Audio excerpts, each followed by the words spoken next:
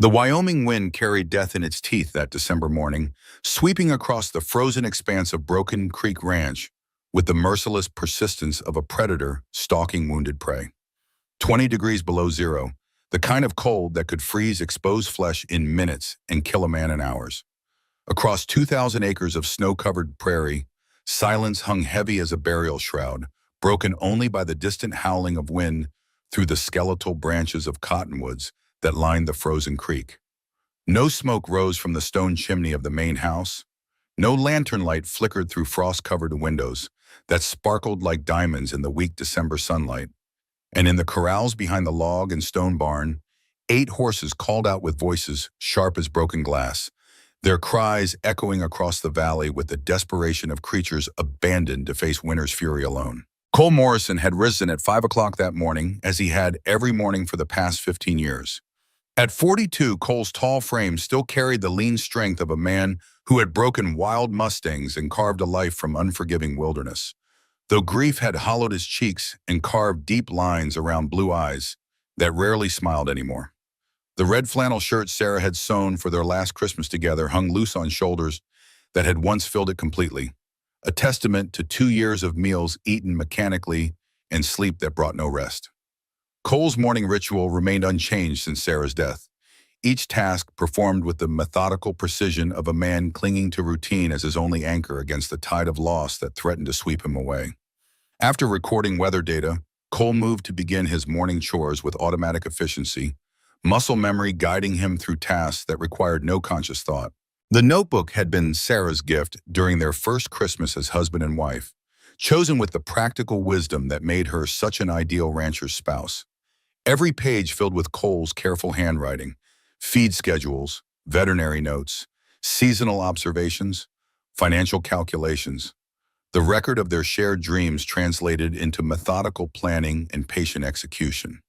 Sarah had understood that successful ranching required attention to details that city people never considered, the daily accumulation of small decisions that meant the difference between prosperity and ruin on the frontier. The barn held 8 horses that represented the finest breeding stock in the territory. Thunder, the bay stallion, stood 16 hands high with bloodlines tracing back to Arabian stock imported from Kentucky. The horse commanded respect through presence alone, intelligent dark eyes missing nothing as Cole approached with grain buckets and fresh hay. Belle, the sorrel mare heavy with her first foal, required extra rations to support the new life growing within her. Her pregnancy marked the ranch's future, the continuation of bloodlines Cole and Sarah had carefully developed through years of selective breeding. Sam, the old gray gelding, had served the ranch for 15 years with unquestioning loyalty. Too old now for hard work, the horse earned his retirement through faithful service and the affection Cole couldn't quite hide when he thought no one was watching. Dancer, Star, Midnight, Lady, and Prince completed the herd, each animal carefully chosen for temperament, conformation, and genetic heritage that would produce the next generation of superior ranch horses. Cole prepared each animal's feed according to specifications recorded in his notebook, variations based on age, condition, workload, and individual dietary needs. Thunder received 3 scoops of oats mixed with molasses for energy, plus unlimited access to prairie hay, cut from the ranch's best meadows. Belle's pregnancy required additional nutrition. 4 scoops of oats, extra hay, and supplements Cole purchased from the veterinary supply company in Cheyenne. The routine provided structure to days that otherwise threatened to stretch endlessly before him. Without Sarah's presence to give meaning to his efforts, Cole maintained the ranch through sheer stubborn determination and the knowledge that she would have expected nothing less from the man she had chosen to share her dreams. But this morning, as Cole carried the first bucket of oats toward the corrals, something felt wrong. The familiar weight seemed heavier than usual, and dizziness made him pause beside the barn door to steady himself against the weathered wood. He attributed the weakness to hunger, remembering that he had forgotten dinner again the previous evening. Distracted by paperwork he couldn't seem to concentrate on lately. The horses whinnied their greetings as Cole approached, Thunder's deep voice leading the chorus of animals who associated his presence with food and attention. Cole forced himself to smile at their enthusiasm, drawing strength from their uncomplicated affection. Animals didn't judge a man for his failures or expect conversation he wasn't ready to provide. They asked only for care, consistency, and the respect due to creatures who gave their best effort in return for fair treatment. While measuring oats into Thunder's trough, Cole felt the first wave of nausea hit like a physical blow. He gripped the fence rail, fighting the sensation as cold sweat broke out across his forehead despite the frigid temperature. His vision blurred momentarily before clearing, leaving him shaken but determined to complete his responsibilities before acknowledging whatever illness threatened to interfere with ranch operations. The chills began while he carried the second bucket toward Bell's corral. What started as mild discomfort escalated rapidly into violent shaking that made it difficult to maintain his grip on the wooden handle. Cole recognized the symptoms of influenza, the fever and weakness that could incapacitate a man for days or weeks. But the horses needed care regardless of his physical condition, and no one else was available to assume his responsibilities. His ranch hand, Tommy Fletcher, had returned to Texas the previous week to spend Christmas with family. Dr. Brennan lived 8 miles northeast in Cedar Falls, too far to summon for what might prove to be a minor ailment. Cole's nearest neighbors, the Hendersons, lived 3 miles south across terrain that could become impassable during winter storms. He was essentially alone on 2,000 acres of wilderness, responsible for 8 valuable horses and 20 head of cattle that depended entirely on his daily care for survival. The fever climbed with terrifying speed, burning through Cole's body like wildfire consuming dry timber. Rational thought became increasingly difficult as his temperature spiked toward dangerous levels. Halfway between the barn and Bell's corral, carrying the second bucket of oats, Cole's legs buckled without warning. He fell hard on the frozen ground, his head striking scattered tools left beside the fence, the wooden bucket flying from his hands to spill golden grain across pristine snow. Consciousness fled as quickly as the fever had arrived, leaving Cole motionless beside the evidence of interrupted chores. The oats formed bright patches against white snow, a testament to dedication that had carried him through the morning routine until his body's rebellion finally overwhelmed his stubborn determination. Blood seeped from a gash on his forehead where impact with an iron rake handle had opened the skin, the wound steaming in air cold enough to freeze the moisture before it could flow far. Thunder screamed. The stallion's voice carried across the valley with the power and authority that had made him the undisputed leader of the ranch's horse herd. This was not the familiar sound of hunger or impatience, but something deeper and more primitive. The animal's intelligence recognized catastrophe beyond his ability to address, a crisis that threatened the foundation of everything he understood about his world. Belle joined her voice to Thunder's call, the pregnant mare's distress adding urgency to the chorus that echoed across 2,000 acres of frozen wilderness. Sam, the elderly gelding, approached the fence closest to Cole's fallen form and maintained his position there, standing vigil over the man who had provided 15 years of consistent care and kindness. The younger horses pressed against their corral fences, adding their voices to the symphony of desperation that seemed to shake the very air with its intensity.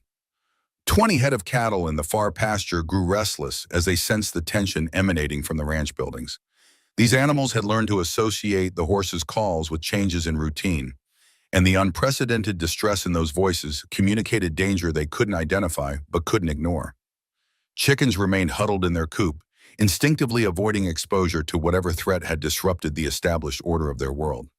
No domestic animal remained capable of seeking human assistance. The ranch dog had died 6 months earlier, a victim of rattlesnake bite that Cole couldn't prevent despite his vigilance. He had not replaced the animal, unwilling to risk forming another emotional attachment that might be severed by death or circumstance. That decision, made from grief rather than practical consideration, now left his animals without means to alert anyone to the crisis unfolding at Broken Creek Ranch. Cole had been unconscious for 30 minutes when the first effects of hypothermia began manifesting. His body temperature dropped steadily as heat escaped through inadequate clothing into air that sucked warmth from exposed skin with vampiric efficiency. Without intervention within the next hour, the combination of fever, head injury, and exposure would prove fatal. The irony was brutal. A man who had survived Indian attacks, blizzards, droughts, and economic disasters was dying alone while his beloved animals called desperately for salvation that seemed destined never to arrive. 8 miles away, Elena Martinez guided her wagon along the frozen road towards Cedar Falls, her small frame bundled against the bitter cold in layers of wool and determination. At 34, Elena carried herself with the quiet dignity of a woman who had learned to navigate a world that questioned her right to exist independently. Her compact build concealed surprising strength developed through years of physical labor, while dark brown eyes that missed nothing revealed an intelligence sharpened by adversity and survival. Pablo, her steady brown gelding, picked his way carefully across rutted ice that could trap an unwary hoof and end a horse's usefulness in an instant. Elena had purchased the animal 3 years earlier with money saved from countless hours bent over her sewing machine, creating garments for women who paid slowly and often grudgingly. Pablo represented both transportation and insurance, a reliable means of conducting business and, if necessary, the asset she could sell to survive a financial emergency. Elena reviewed her plans for the day as wagon wheels crunched through snow that sparkled like crushed diamonds in the morning sunlight. Mrs. Henderson had commissioned a Christmas dress in red velvet, a significant order worth $8 that would help Elena through the lean winter months when outdoor work became impossible and sewing provided her only income. The fabric needed to be purchased from Thompson's General Store, along with matching thread, buttons, and lining material that would transform expensive cloth into a garment worthy of Cedar Falls's social elite. The dress required completion by December 30th, leaving little margin for delay or error. Elena's reputation depended on delivering exactly what she promised, when she promised it, at the agreed-upon price. Being a Mexican woman in a predominantly Anglo community meant exceeding every standard applied to her white competitors, working longer hours for lower pay, and maintaining professional grace despite casual slights and deliberate snubs that tested her patience daily. Elena's sewing business sustained her modest existence in the small cabin she rented from Widow Morrison for $12 monthly. The arrangement provided adequate shelter and workshop space while allowing Elena to maintain the independence that meant more to her than comfort or social acceptance. 4 years had passed since Miguel's death and the copper mine collapse that claimed 7 men and shattered their family's dreams of prosperity in the American West. Miguel Martinez had been Elena's husband, lover, and closest friend during 5 years of marriage that transformed a sheltered rancher's daughter into a frontier woman capable of surviving alone in hostile territory. His death in the mine accident had stripped away financial security, social protection, and the future they had planned together. Elena survived through determination, skill, and the fierce independence that Mexican women developed when circumstances demanded they stand alone against a world that preferred them invisible. The road curved past Broken Creek Ranch, and Elena glanced automatically toward the sprawling property that represented everything she admired about American opportunity. Cole Morrison maintained one of the finest operations in the territory, 2,000 acres of prime grazing land, with buildings that spoke of prosperity, achieved through hard work and intelligent planning. Elena had seen him occasionally in town, a tall man with graying brown hair who conducted business with quiet efficiency and treated everyone, including her, with courteous respect that many others withheld. But something was wrong with the picture that greeted Elena's experienced eyes this December morning. Details registered with growing alarm as Pablo's ears pricked forward and the horse slowed without Elena's command, responding to signals that communicated danger to animals more sensitive than their human companions. No smoke rose from the house chimney despite bitter cold that would make indoor heating essential for survival. No human figure moved between the barn and corrals where morning chores should have begun hours earlier. Most disturbing of all, the horses were calling with voices that spoke of genuine distress rather than simple hunger or impatience. Elena had grown up on her family's ranch in New Mexico territory, where her father raised cattle and horses for the Mexican market before political changes and economic pressures forced them to sell their land and scatter to new territories. She understood the language of livestock, the difference between routine complaints and genuine crisis communications. These animals were not merely asking for breakfast. They were crying for help with the desperation of creatures who understood that their survival hung in the balance. The sound pierced Elena's heart like a physical wound, awakening memories she had tried to bury in the 4 years since Miguel's death.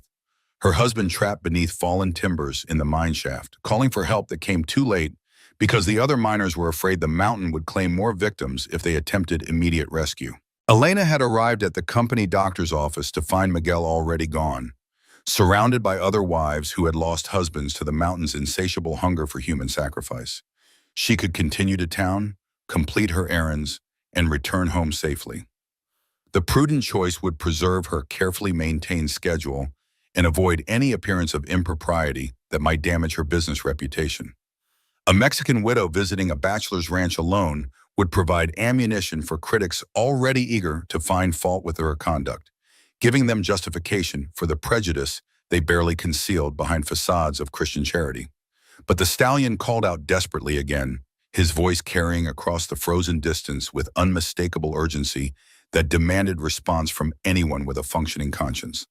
Elena's hands tightened on the leather reins as decision crystallized into action. Whatever waited ahead, she could not drive past the sound of animals in distress. Some obligations transcended social convenience, and the debt she owed to life itself demanded that she investigate rather than assume someone else would handle whatever crisis had befallen Broken Creek Ranch. "Easy, Pablo," Elena murmured, turning the wagon off the main road toward the ranch buildings. "Let us see what God requires of us today." The wagon wheels left deep tracks in snow that had drifted against fence lines and building foundations, evidence of wind patterns that could bury a ranch in hours when conditions aligned properly. Elena approached the main house with growing apprehension, noting details that confirmed her fear that something serious had disrupted the normal routine of a well-managed operation. The house stood solid and imposing, constructed of logs chinked with stone and clay, in the style preferred by ranchers who understood that Wyoming weather could test any structure's ability to provide shelter. A wide porch wrapped around three sides, offering protection from wind and weather while creating the welcoming appearance that spoke of prosperity and pride in ownership. Under normal circumstances, smoke would be rising from the stone chimney, lamplight would glow warmly through windows, and the sounds of morning activity would reassure visitors that all was well within. Elena tied Pablo to the fence post with the careful attention to detail that marked her approach to every task. The gelding's safety and security mattered because he represented her only means of transportation and, if necessary, escape from whatever situation she was about to enter. She walked toward the house with measured steps, her boots crunching through snow that sparkled in the weak sunlight like scattered jewels. "Mr. Morrison?" she called, her voice carrying clearly in the still air. "Are you all right? Is everything well here?" Silence answered her, broken only by the continued distress calls from the horses and the whisper of wind through bare tree branches. Elena followed boot prints in the snow from the house toward the barn, noting that the tracks led in only one direction. Someone had walked from building to building but had not returned, suggesting that whatever had happened had occurred during the morning routine rather than as a result of outside interference. Her heart hammered against her ribs as she rounded the corner of the barn and discovered Cole Morrison lying motionless beside a scattered pile of oats that gleamed like gold coins against pristine white snow. The wooden bucket lay overturned nearby, its contents creating a trail that told the story of interrupted chores and sudden collapse. Cole's face showed the blue-white pallor of hypothermia, while his breathing created small clouds of vapor that proved he still lived despite his unconscious condition. Elena dropped to her knees beside him, her practical wool skirts absorbing moisture from the snow as she pressed her fingers against his throat to find a pulse that beat weak, but steady beneath skin that burned with fever despite the frigid temperature. The contradiction between his flushed face and blue lips suggested serious illness complicated by exposure, a combination that could prove fatal without immediate intervention. "Senor Morrison," she whispered, shaking his shoulder gently while scanning his body for obvious injuries. "Can you hear me? Por favor, wake up." Cole's eyes fluttered open for a moment, unfocused and glazed with illness that had overwhelmed his body's ability to maintain normal functions. His lips moved soundlessly, forming words that Elena couldn't hear before his consciousness slipped away again, leaving her alone with the weight of decision that would determine whether this strong man lived or died. Elena understood her options with the clarity that came from facing life-threatening emergencies before. She could leave Cole here and race to town for Dr. Brennan, a journey that would require 45 minutes each direction, assuming the roads remained passable and the doctor was immediately available. By the time medical help arrived, hypothermia and dehydration might have completed what the fever had started.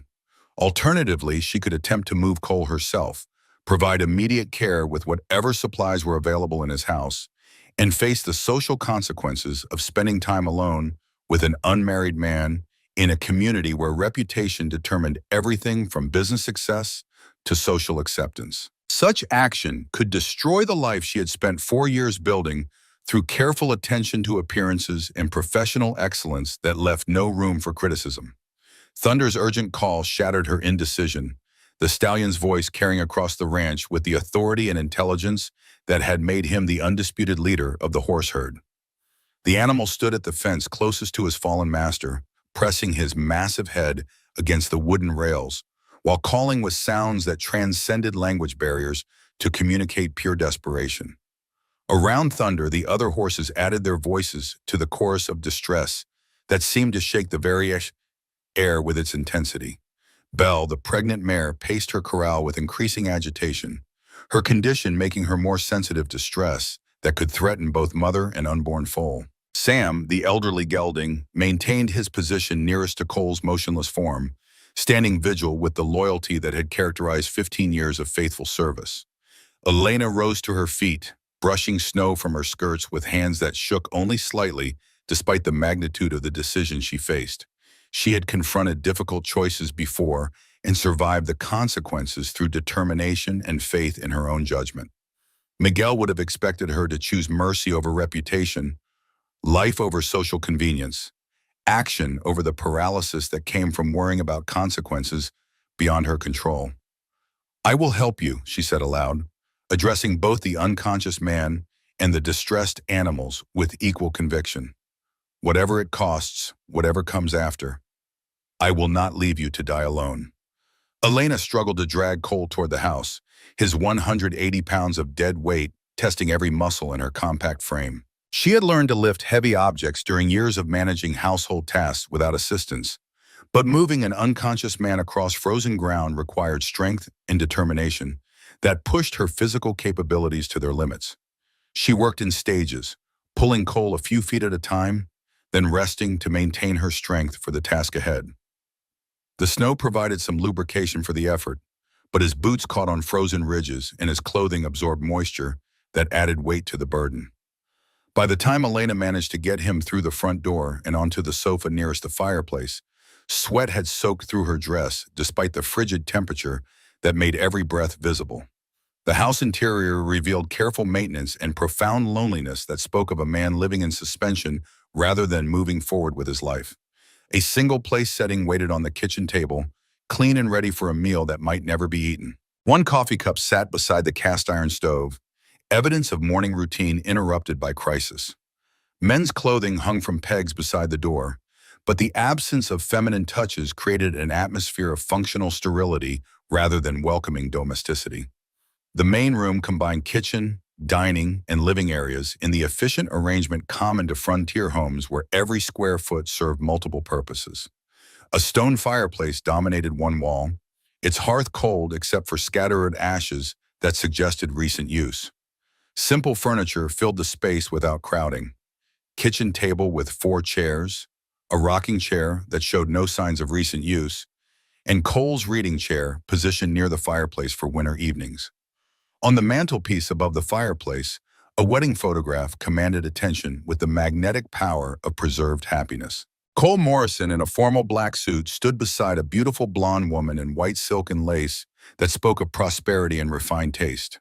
Both looked young and radiant, captured in a moment of pure joy that seemed to glow with warmth even in the faded sepia tones that marked photographs from an earlier era.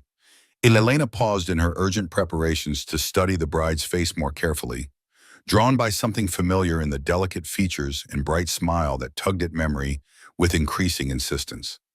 The woman appeared perhaps 20 years old in the image, with golden hair arranged in elaborate curls that framed a face glowing with intelligence, kindness, and the confidence that came from being deeply loved. Recognition struck Elena like lightning, sudden and devastating in its completeness.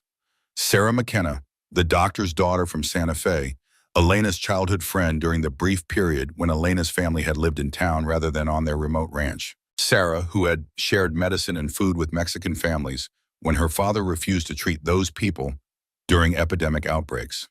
Sarah, who had risked her father's anger and professional standing to steal laudanum and quinine during the cholera outbreak that claimed Elena's infant sister and threatened to destroy entire families. The two girls had been inseparable during Elena's 14th summer, bound together by Sarah's rebellion against social prejudice and Elena's gratitude for friendship that crossed ethnic boundaries with fearless determination. Sarah had defended Elena against cruel comments from other children, shared books and dreams and plans for futures that seemed unlimited in their possibilities. They had lost contact when both families moved away, Sarah's father accepting a position with a mining company, while Elena's family retreated to their ancestral lands in New Mexico territory. Elena approached the photograph with reverence, memory flooding back with vivid clarity that made the intervening 20 years disappear like morning mist. Sarah McKenna had become Sarah Morrison, had married this strong, gentle rancher, and made a life in Wyoming territory that embodied everything she had dreamed about during those long summer afternoons when two young women had talked about love, marriage, and the adventures that awaited them in the vast American West. The house around Elena suddenly made perfect sense, revealing the preserved feminine touches that spoke of loving care rather than mere decoration. Sarah's sewing basket sat beside the rocking chair, needles still threaded with blue silk as if she had just stepped away for a moment. Her books filled shelves built specifically to accommodate her collection, pressed flowers marking favorite passages that she had wanted to remember. Her recipes were written in careful script on cards arranged alphabetically in a wooden box that showed the wear of daily use. But Sarah was gone. The absence of dust on her belongings suggested recent loss, grief still fresh enough to preserve her memory in every corner of the house she had loved and managed with such skill. Elena found confirmation of her fears in a Bible open to the 23rd Psalm, with Sarah Morrison's death date written in Cole's careful handwriting, September 15, 1883. 2 years and 3 months had passed since fever claimed the woman who had once saved Elena's life during another epidemic in another place. Elena knelt beside the sofa where Cole lay unconscious, his breathing labored and his fever climbing toward levels that threatened permanent damage or death. Tears she hadn't allowed herself to shed since Miguel's funeral finally came, mourning for a friend whose death she had never known to grieve, for opportunities lost and conversations that would never happen, for the cruel irony that had brought her here too late to save Sarah, but perhaps in time to save the man Sarah had loved. "Sarah," she whispered to the empty room, her voice breaking with emotion she could no longer contain. "I remember everything you did for my family. Help me know what to do for your husband. Guide me to save the man you loved as you once saved the people I loved." Wind gusted against the windows with renewed force, and in its sound Elena heard an answer that came not from supernatural intervention, but from her own conscience in the debt of gratitude she owed to a friend's memory. Sarah had risked everything to save Mexican children when no one else would help, defying her father's prejudices and society's expectations to do what her heart demanded. Elena would honor that memory by saving Sarah's husband when no one else was available, regardless of cost or consequence. Decision crystallized into action as Elena began building up the fire in the stone hearth, feeding split logs to flames that had nearly died during Cole's absence. The house needed immediate warmth to combat the hypothermia that threatened Cole's life, while hot water would provide both cleaning solution for his head wound and liquid for the herbal remedies Elena remembered from her grandmother's teachings. Elena had learned basic medical care during Miguel's mining injuries, supplemented by traditional healing knowledge passed down through generations of Mexican women who served as unofficial doctors for families unable to afford professional medical attention. She knew how to reduce fever with willow bark tea, prevent dehydration through forced fluid intake, and monitor breathing patterns for signs of pneumonia or other complications that could prove fatal without proper treatment. Cole needed immediate attention for multiple life-threatening conditions, but the horse's continued calling reminded Elena that his crisis extended far beyond personal medical emergency. 8 valuable animals depended on him for survival through harsh winter months that could kill livestock as easily as humans. If they perished from neglect during his illness, Cole would face financial ruin even if he recovered his health completely. Sam, the elderly gelding, survived on reduced portions but required easy-to-digest feed that acknowledged his advanced age and declining metabolism. Dancer, star, midnight, lady, and prince each had specific requirements based on age, condition, workload, and individual dietary preferences that Cole had discovered through patient observation and careful record keeping. Reading Cole's meticulous records, Elena understood that Broken Creek Ranch represented more than mere livelihood or business investment. It was a life's work shared with Sarah, a legacy they had built together through years of careful attention to every detail of animal husbandry and land management. The horses bore names chosen with affection rather than mere identification, their individual personalities documented with the care of a father recording his children's achievements and challenges. Allowing the ranch to fail during Cole's illness would destroy more than property and livestock. It would erase the monument Cole and Sarah had created to their love and partnership, the physical manifestation of dreams shared and goals achieved through mutual effort and unwavering commitment to excellence. Elena had never fed horses professionally, but her childhood on her family's ranch provided basic knowledge of livestock care that she could adapt to meet these animals' specific needs. The work would be exhausting in the brutal cold, dangerous when dealing with large animals who might not accept her authority, and time-consuming beyond anything she had ever attempted. Success was uncertain. Failure would mean disaster for both Cole and his beloved horses. The alternative was abandoning the ranch to seek professional help, leaving Cole alone and unconscious while his animals starved and his life's work crumbled around him. By the time assistance arrived, both man and beast might be beyond salvation, victims of Elena's unwillingness to risk social censure for the sake of lives that hung in the balance. Elena closed the notebook with firm resolution, her decision made with the finality that came from understanding exactly what was at stake. She had come this far by following her conscience rather than social expectations, choosing mercy over reputation and action, over the paralysis that came from excessive concern about consequences. She would continue on the same path regardless of what lay ahead. "I will not let you down," she promised, speaking to Cole's unconscious form and Sarah's watching photograph with equal conviction. "I swear by my love for Miguel and my debt to your memory, Sarah, I will preserve what you built together. Your husband will live, your horses will survive, and your legacy will endure." Outside, the wind intensified with the promise of approaching storm, carrying clouds that could dump feet of snow and isolate the ranch for days or weeks. Weather in Wyoming territory could change from clear to deadly within hours, trapping travelers in conditions that tested the survival skills of experienced frontiersmen and claimed the lives of those who underestimated nature's power. If Elena was to help Cole and his animals survive the crisis, she needed to commit completely, rather than hoping for rescue from others who might not arrive in time. The decision required courage that went beyond physical bravery to encompass moral determination that would sustain her through whatever challenges lay ahead. She wrapped her shawl more tightly around her shoulders and stepped into the brutal cold to begin learning how to save a ranch, a man, and perhaps most importantly, a promise made to the memory of a friend whose kindness had never been forgotten and would finally be repaid through service to the husband she had loved and the dream they had shared. Thunder's whinny pierced the morning air as Elena approached his corral with trembling hands wrapped around the wooden grain bucket. The stallion's massive frame pressed against the fence rails, his dark eyes reflecting an intelligence that recognized salvation in her determined approach despite his master's continued absence.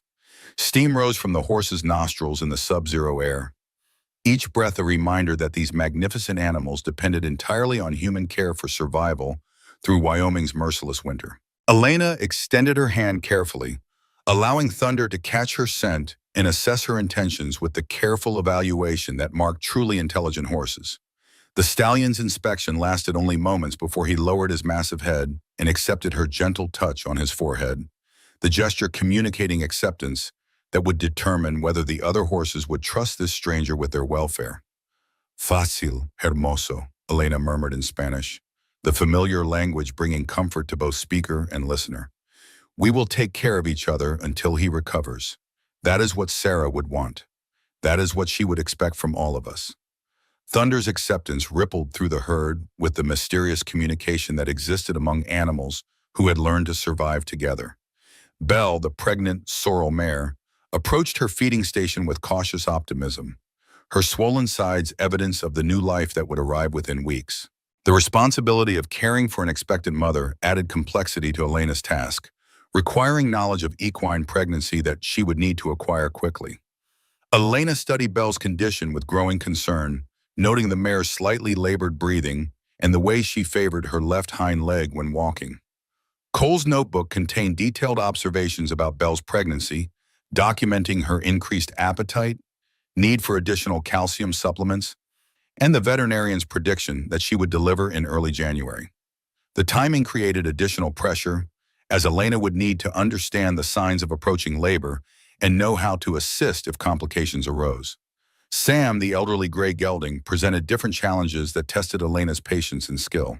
At 22 years old, the horse had earned retirement through faithful service, but his advanced age required careful attention to dietary needs that kept his digestive system functioning properly. Elena mixed his oats with molasses and warm water, creating a mash that would be easier for worn teeth to process while providing the nutrition his aging body required. The old horse accepted Elena's ministrations with the dignity of a gentleman, acknowledging a lady's courtesy, his gentle manner suggesting approval of her efforts to maintain the standards of care he had received throughout his long life at Broken Creek Ranch. Elena found herself speaking to Sam in soft Spanish, telling him about her own grandfather's horses in New Mexico, creating a connection that transcended language barriers to communicate respect and affection. Dancer, the spirited 3-year-old mare, proved more challenging to handle, her youth and energy creating potential for injury if Elena made sudden movements or showed uncertainty in her approach. The young horse tested Elena's authority with playful nips and attempts to push past her toward the grain bucket, behavior that required firm but gentle correction to establish proper boundaries. "No, pequeña," Elena said firmly, blocking Dancer's advance with an outstretched arm while maintaining eye contact that communicated expectation of obedience. "You wait your turn like a lady. Good manners are required here." Star, a reliable working horse who had carried Cole on countless ranch duties, accepted Elena's care with professional indifference, more interested in his breakfast than in evaluating the competence of his temporary caretaker. His calm demeanor helped settle the other horses, providing the stable leadership that kept the herd functioning smoothly during their master's absence. Midnight Lady and Prince each responded differently to Elena's presence, testing her patience and skill as she learned to read their moods and adjust her approach accordingly. Midnight, a black gelding with white markings that suggested intelligence and sensitivity, required gentle handling to prevent excitement that could lead to injury. Lady, a chestnut mare with refined features that spoke of superior bloodlines, demanded respect through her aristocratic bearing, accepting Elena's care only after determining that proper protocols would be observed. Prince, the youngest horse in the herd, at barely 2 years old, displayed the curiosity and playfulness that marked his age while testing Elena's ability to maintain discipline without crushing his spirit. The young stallion's potential for future breeding made his proper development crucial to the ranch's long-term success, adding another layer of responsibility to Elena's growing list of obligations. By the time Elena finished feeding and watering all 8 horses, her practical wool dress was soaked with perspiration, despite air cold enough to freeze exposed skin in minutes. The physical demands of ranch work exceeded anything she had experienced in her sewing business, where the greatest exertion involved lifting bolts of fabric or operating the foot-powered sewing machine for hours at a time. Returning to the house with hands numb from cold and muscles aching from unaccustomed labor, Elena found Cole's condition unchanged but stable. His fever remained dangerously high, creating the flush that contrasted sharply with the pallor around his lips and under his eyes. The willow bark tea she had forced between his lips seemed to be providing some relief, but his body's battle against the infection would require several more days before victory could be declared.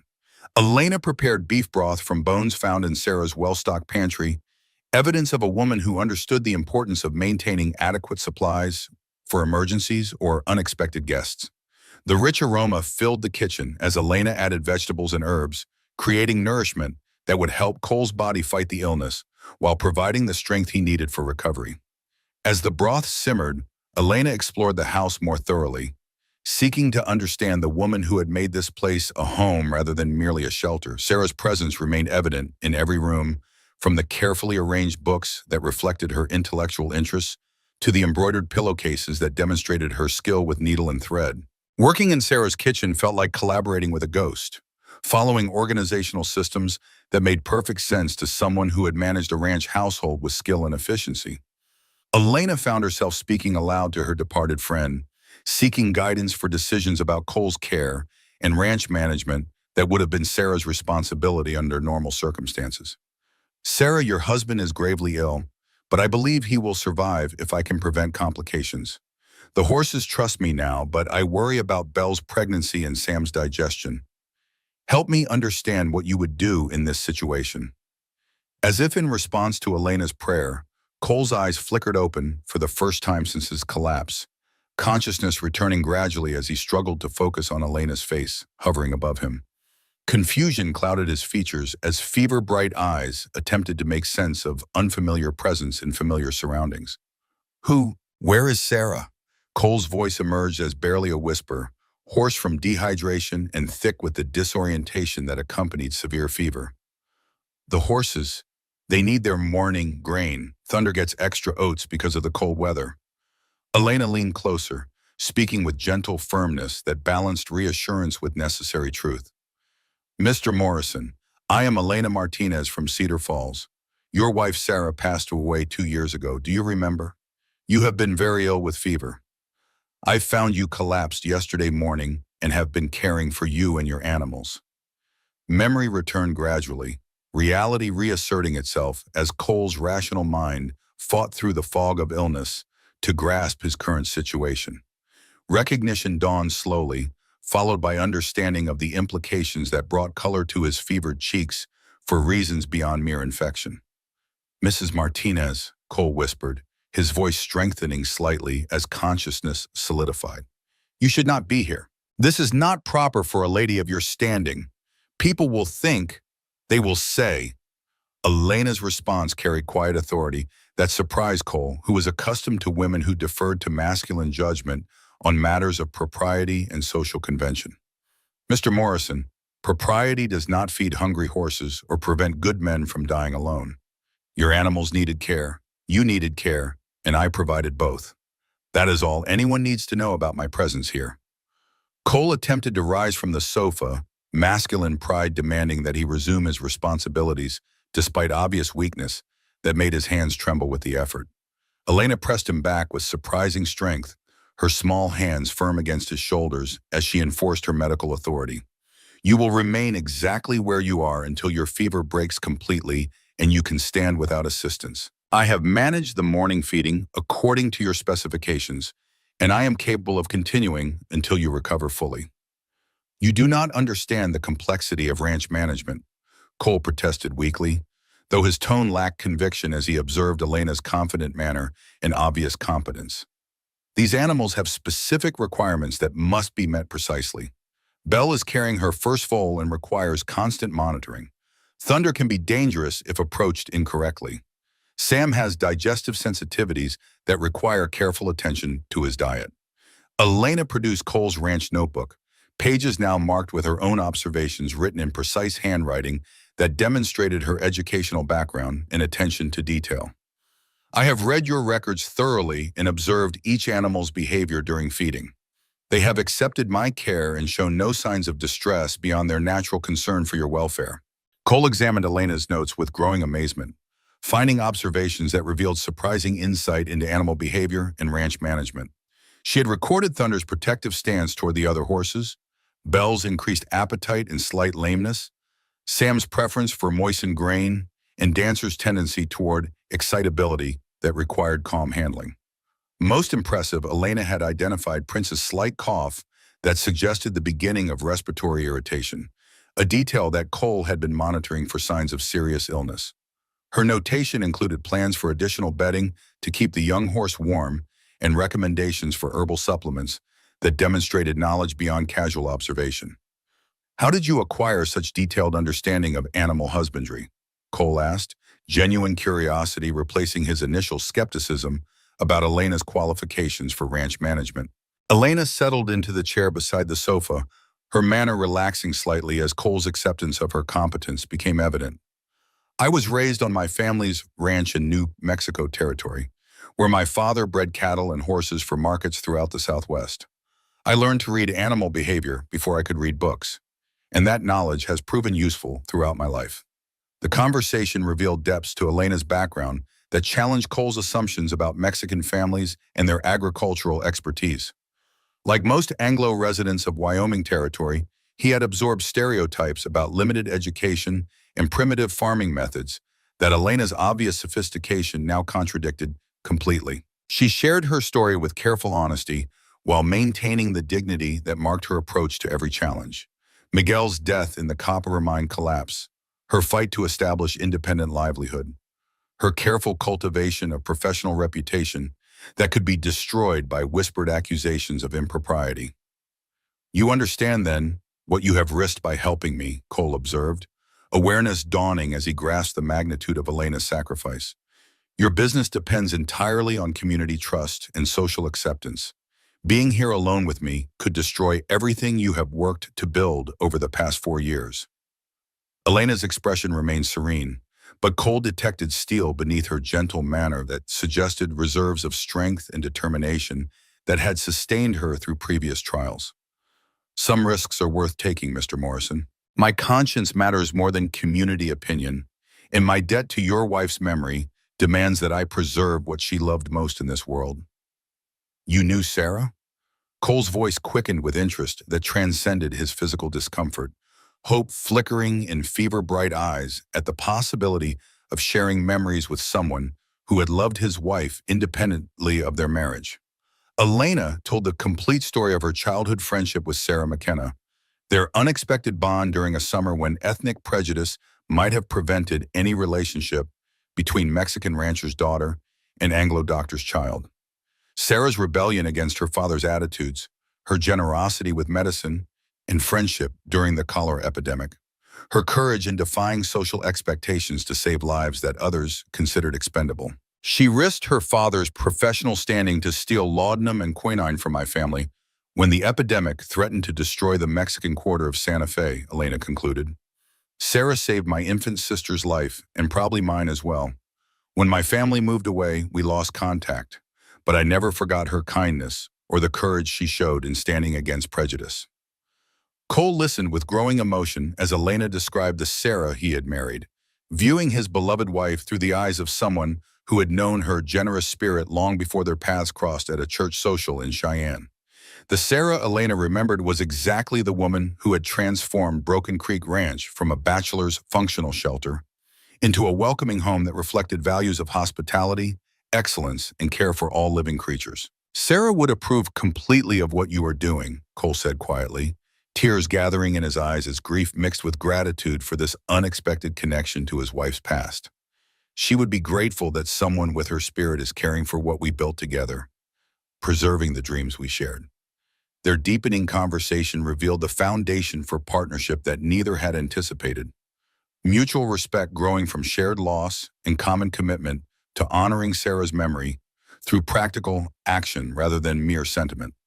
Their conversation was interrupted by the sound of approaching wagon wheels, iron-shod hooves creating rhythmic percussion against frozen ground, and voices that carried clearly across the winter landscape despite efforts at discretion.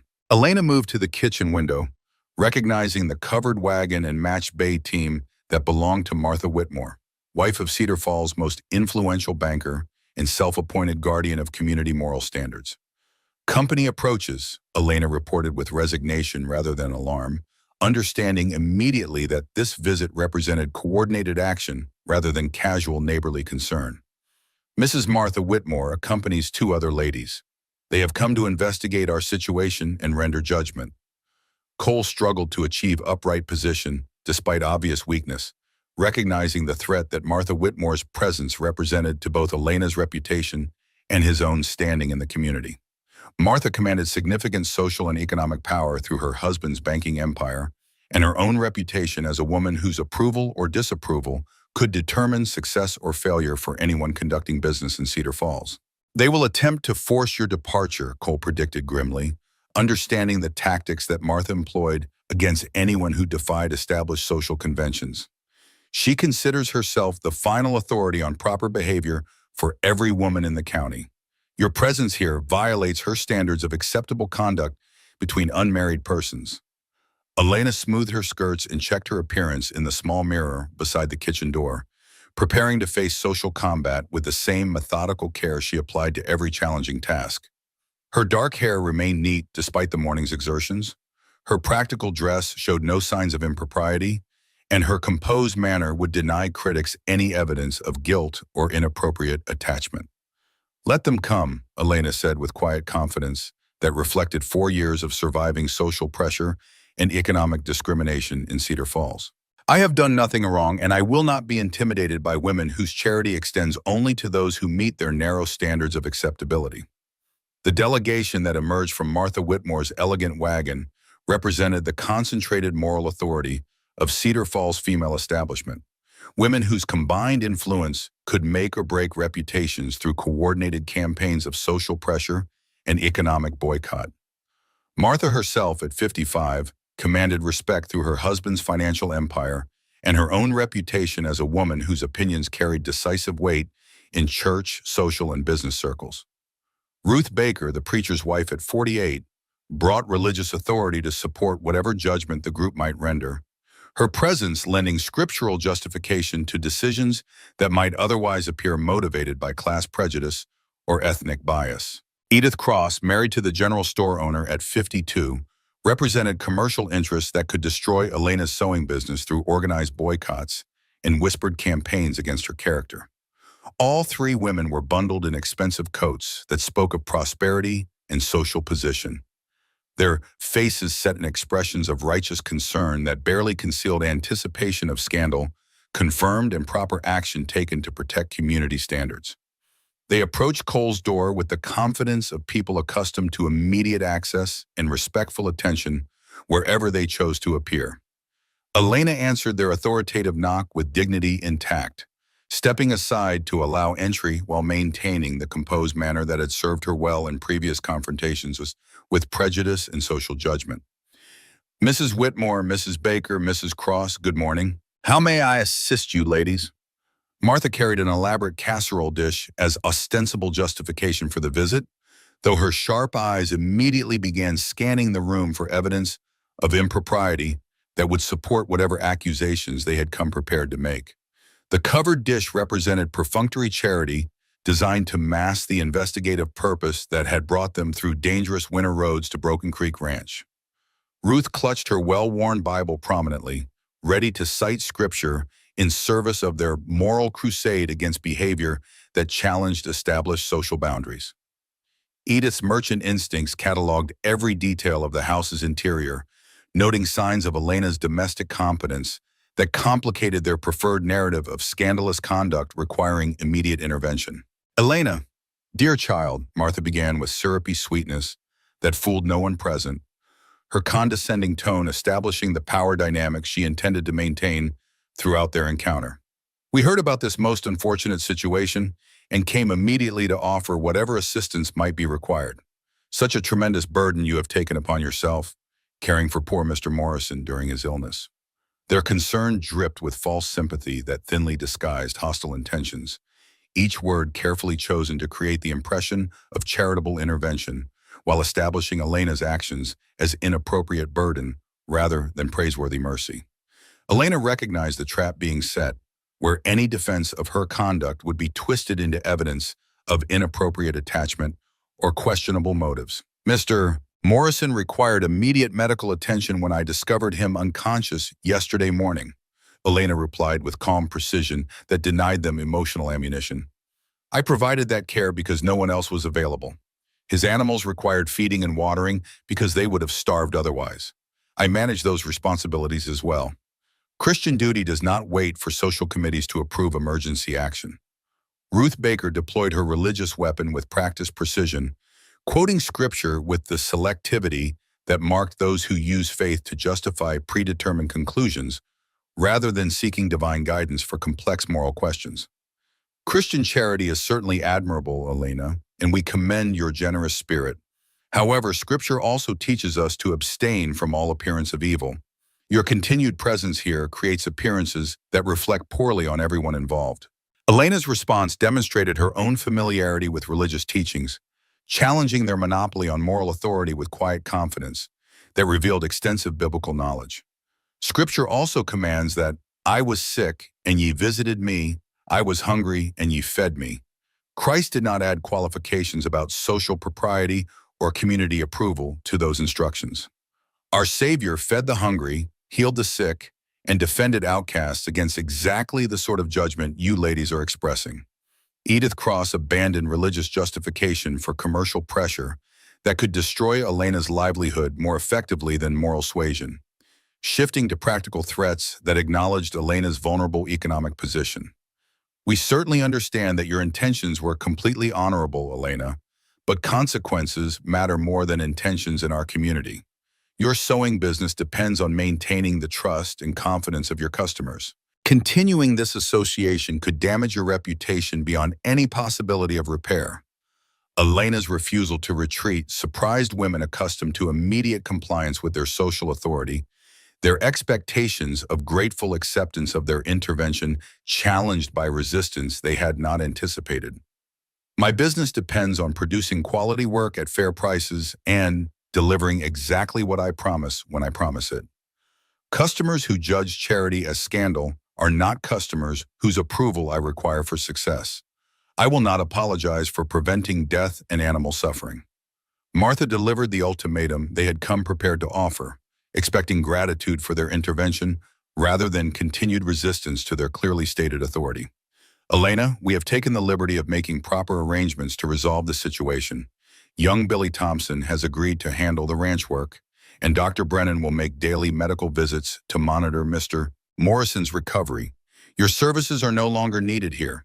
Continuing would suggest motives that extend far beyond neighborly assistance. Elena's response carried quiet steel that revealed reserves of strength these women had seriously underestimated, determination that had sustained her through Miguel's death and 4 years of building independent existence in a community that questioned her right to autonomy. My motives are my own concern, Mrs. Whitmore, not subject to community review or approval. Mr. Morrison's welfare and the care of his animals matter more than the speculation about my character. I am staying until he has recovered completely and his ranch is stable. Martha's sweetness evaporated as her authority was challenged directly, social weapons failing to achieve the immediate compliance that had never been questioned in previous interventions. Elena, you clearly do not understand the seriousness of your situation. Your reputation in this community hangs by the thinnest thread.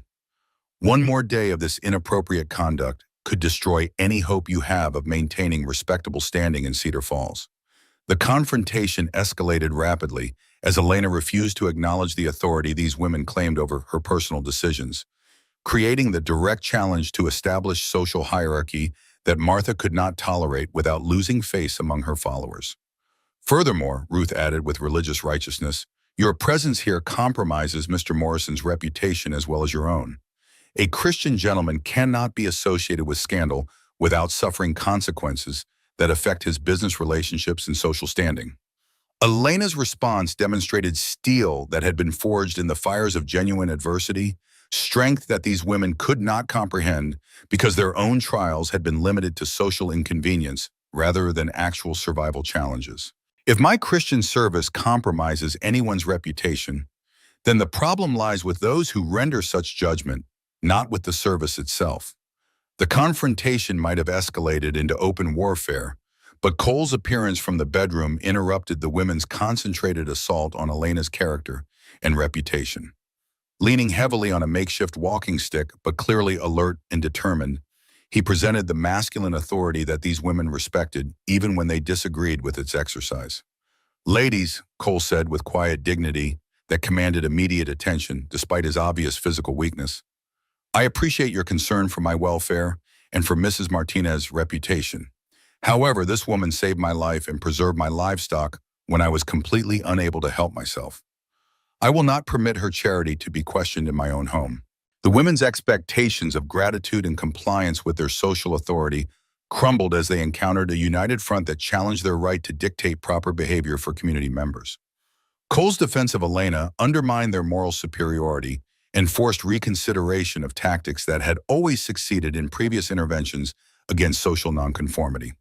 Cole, Martha said with ice replacing her previous sweetness, You clearly do not understand the full implications of this situation. Mrs. Martinez's reputation and your own standing in our community are at serious risk. We are attempting to protect everyone involved from scandal that could damage all concerned parties. Cole's response demonstrated the quiet strength that had built Broken Creek Ranch into one of Wyoming Territory's finest operations. The same determination that had attracted Sarah's love and sustained their partnership through every challenge they had faced together. If helping a sick neighbor makes Mrs. Martinez an improper woman in your estimation, then our community's definition of proper behavior requires serious examination. My wife Sarah would have made exactly the same choice Mrs. Martinez has made. Any decent person would have acted with identical compassion and courage. Faced with unified resistance rather than the compliance they had expected and demanded, the three women retreated with parting warnings that carried clear threats of organized retaliation designed to force Elena's submission through economic and social pressure. This matter is far from finished, Martha announced with cold authority that promised systematic campaign against Elena's reputation and livelihood. Our community maintains standards that must be upheld regardless of individual preferences.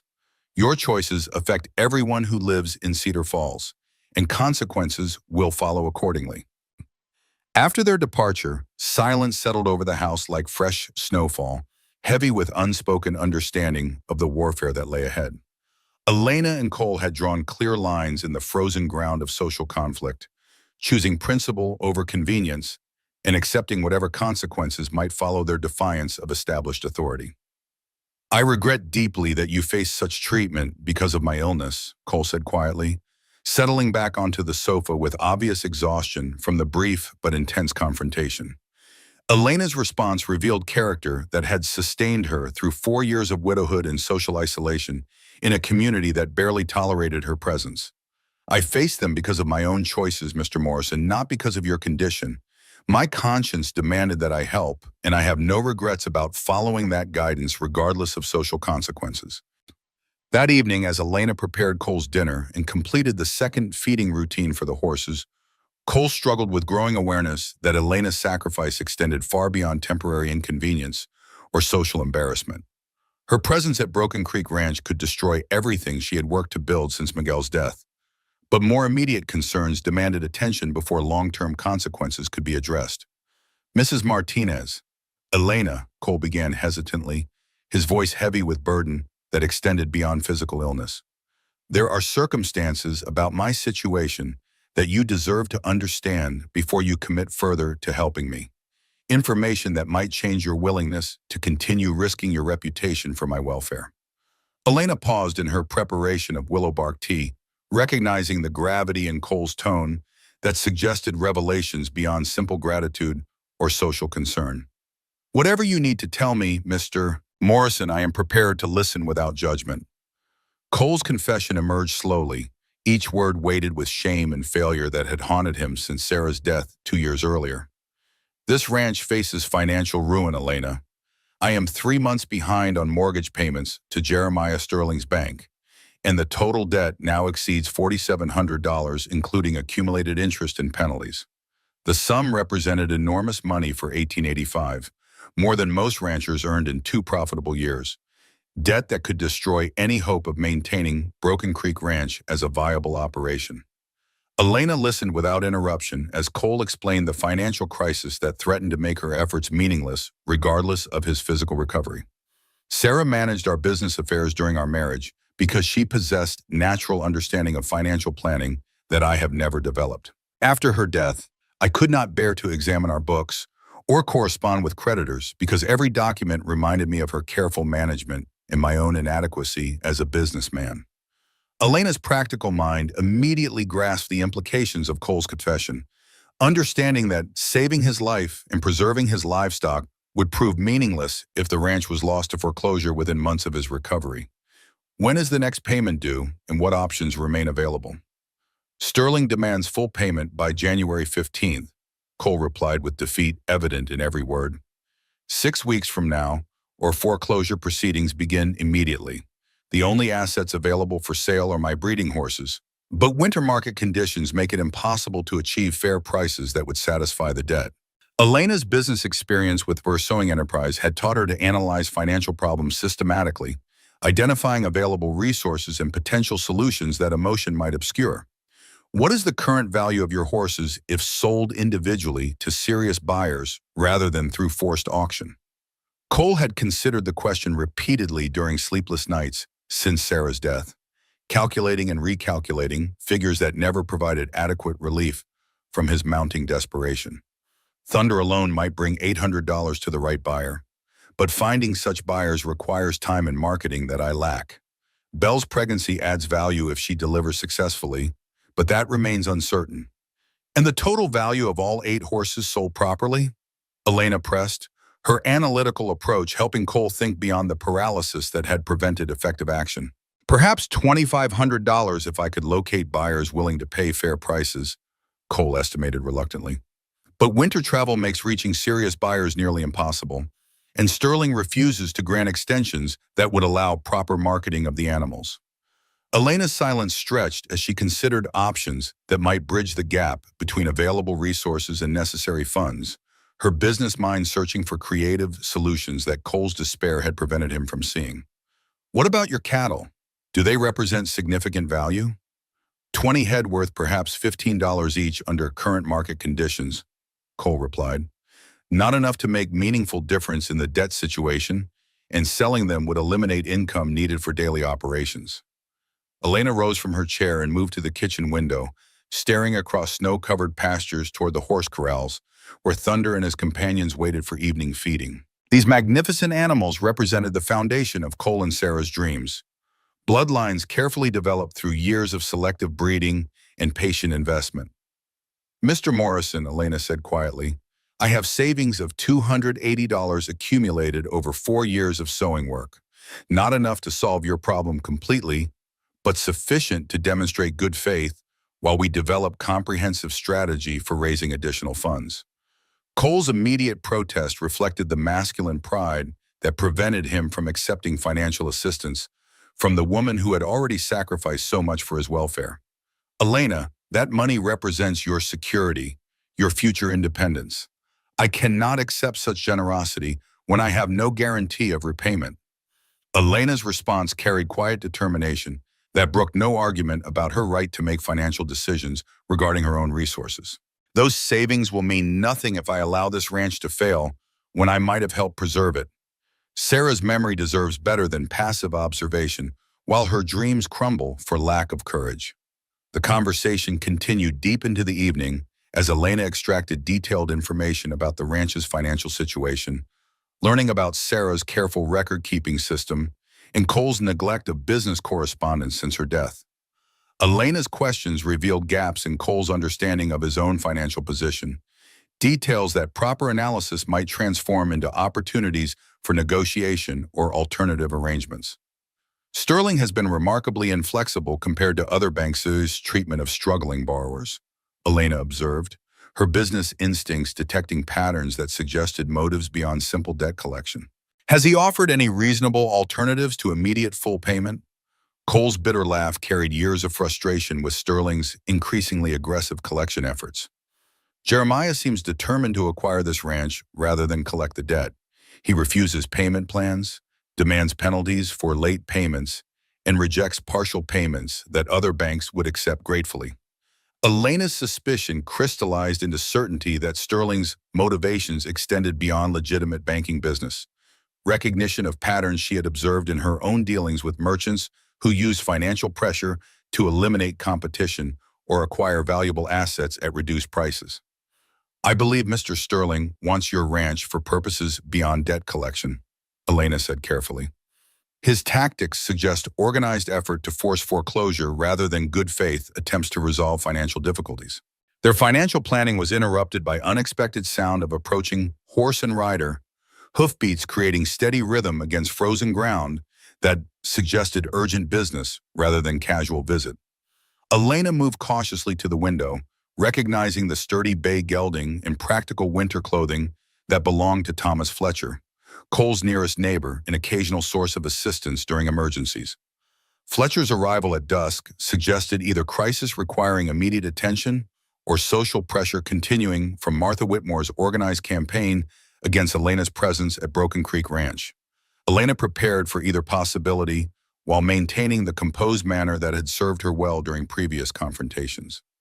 Mr. Fletcher approaches, Elena reported to Cole, who struggled to achieve sitting position despite obvious exhaustion from the day's emotional and physical demands.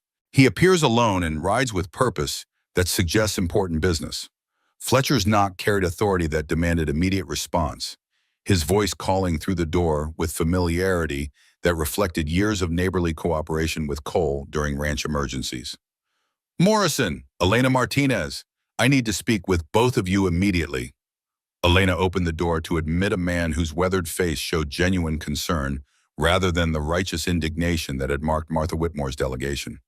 Fletcher entered quickly, stamping snow from his boots while scanning the room with eyes that missed nothing about Cole's condition or Elena's obvious competence in managing the crisis. Tom, Fletcher said, addressing Cole with informal familiarity that spoke of long friendship, word has spread through town about your illness and Mrs. Martinez's assistance. Martha Whitmore has been organizing resistance to what she calls an inappropriate situation that requires community intervention. Elena's heart sank as Fletcher confirmed her worst fears about organized campaign designed to force her departure through coordinated social and economic pressure. What specific actions has Mrs. Whitmore taken beyond this morning's visit? Fletcher's expression mixed sympathy with practical warning about realities that Elena needed to understand for her own protection. She has contacted your major customers suggesting that continued patronage of your sewing business would constitute approval of scandalous behavior. Several ladies have already canceled orders that were scheduled for completion before Christmas. The news struck Elena like physical blow, threatening the financial foundation she had spent 4 years building through careful attention to customer satisfaction and professional excellence. Loss of Christmas orders would eliminate her primary income during the season, when wealthy families traditionally purchase new clothing for holiday celebrations. Furthermore, Fletcher continued grimly, Sterling has been spreading word that your presence here violates moral clauses in Cole's mortgage agreement, providing grounds for immediate foreclosure regardless of payment status. He claims legal authority to seize the ranch if Cole continues to allow improper associations on the property. Elena's practical mind immediately recognized the trap that Sterling and Martha had constructed. Coordinated attack designed to eliminate her resistance through economic pressure while providing legal justification for acquiring Cole's ranch through foreclosure. The timing suggested careful planning rather than spontaneous community response to perceived impropriety. Cole's anger overcame his physical weakness as he grasped the full scope of the conspiracy directed against Elena's reputation and his own financial survival. Sterling has no legal right to invoke moral clauses based on emergency medical care provided during life-threatening illness. Such claims would never survive court challenge. Fletcher's expression suggested less optimism about legal protections than Cole's confidence implied. Sterling controls significant political influence through his banking relationships. Court challenges require resources that you currently lack, and judges may be reluctant to contradict community moral standards regardless of legal technicalities. Elena moved to the kitchen stove, maintaining busy activity while processing the implications of Fletcher's warnings about coordinated campaign designed to destroy her livelihood while eliminating her ability to help Cole preserve his ranch. The strategy demonstrated sophistication that suggested careful planning rather than spontaneous community reaction. Mr. Fletcher, Elena said quietly, what would you advise under these circumstances? Should I abandon Mr. Morrison to protect my own interests, or continue providing care despite the consequences? Fletcher's response revealed character that explained Cole's long friendship with his neighboring rancher. Mrs. Martinez, I have known Tom Morrison for 15 years and watched him build this ranch through honest work and fair dealing. Any man would be fortunate to have someone of your courage willing to risk everything for his welfare. The unexpected support strengthened Elena's resolve while providing hope that not everyone in Cedar Falls had joined Martha Whitmore's crusade against her reputation. Then you believe my actions are justified despite the social complications they have created? I believe your actions honor the best traditions of frontier community assistance, Fletcher replied firmly. Anyone who criticizes emergency aid provided during life-threatening crisis has forgotten the values that make survival possible in this territory. Fletcher paused at the door, removing his hat as if gathering courage for something difficult. There's something else you both need to know. Something I should have told you years ago, Tom. Cole looked up with growing curiosity as Fletcher's weathered face showed unusual emotion. What is it, Tom? My name wasn't always Fletcher. I was born Thomas McKenna, Sarah's younger brother. Changed it after Pa died, wanted a fresh start out here in Wyoming. Sarah was my favorite sister, though we lost touch when she married you and moved to the ranch. Elena gasped, recognition striking like lightning. You're Sarah's brother? I've been watching over this ranch from a distance, watching over you, Cole, because it's what Sarah would have wanted, what you've done for him, Mrs. Martinez. Sarah would have been proud. She always said mercy was the highest calling. Fletcher paused at the door, removing his hat as if gathering courage for something difficult. There's one more thing you both need to know. Something I should have told you years ago, Tom. Cole looked up with growing curiosity as Fletcher's weathered face showed unusual emotion. What is it, Tom? My name wasn't always Fletcher. I was born Thomas McKenna, Sarah's younger brother. Changed it after our father died. Wanted a fresh start out here in Wyoming. Sarah was my favorite sister, though we lost touch when she married you and moved to the ranch. Elena gasped, recognition striking like lightning. You're Sarah's brother? I've been watching over this ranch from a distance. Watching over you, Cole, because it's what Sarah would have wanted. What you've done for him, Mrs. Martinez. Sarah would have been proud. She always said mercy was the highest calling. Cole stared at Fletcher with new understanding, seeing familiar features that now made sense. The same determined jaw, the same kind eyes that had first attracted him to Sarah. Why didn't you ever say anything? Pride, mostly, and grief. After Sarah died, I couldn't bear to remind you of what you'd lost. But seeing you now, seeing how Mrs. Martinez has cared for what Sarah loved most, it's time you knew you weren't as alone as you thought. Fletcher's endorsement carried even greater weight now that his connection to Sarah was revealed. His support provided protection against Martha Whitmore's campaign while demonstrating that Elena's actions honored the memory of the woman who had brought them all together across time and circumstance. As evening settled over Broken Creek Ranch, Elena completed her final check on the horses while considering the challenges that lay ahead. Fletcher's warnings had clarified the scope of opposition she faced, but his revelation about being Sarah's brother had also shown her that allies existed among community members who valued practical mercy over social convention. Thunder approached the fence as Elena entered the corral area, the stallion's gentle manner suggesting complete acceptance of her authority during Cole's incapacity. The magnificent horse pressed his head against Elena's shoulder, offering comfort that transcended species boundaries to acknowledge shared commitment to protecting those they loved. Tomorrow will bring new challenges, Hermoso, Elena murmured, stroking Thunder's powerful neck while drawing strength from his steady presence. But tonight everyone is safe and fed and warm. That is enough for now. Returning to the house, Elena found Cole sleeping peacefully for the first time since his illness had began, his fever finally breaking after 48 hours of careful nursing and herbal treatment. The improvement suggested that her medical care was succeeding, providing hope that his physical recovery would proceed smoothly despite the financial and social crises that threatened to destroy everything he had worked to build. Elena settled into Sarah's rocking chair beside the fireplace, wrapped in one of Sarah's quilts, prepared for another night of vigilant care while planning strategies for the battles ahead. Outside, wind howled through bare tree branches with the promise of storm. But inside Broken Creek Ranch, all was warm and peaceful and secure.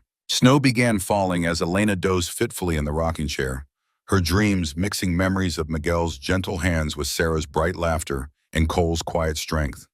In her sleeping mind, the three people she had loved or learned to respect stood together beside Thunder's corral, watching her with expressions of approval and encouragement that gave her courage for whatever challenges tomorrow might bring.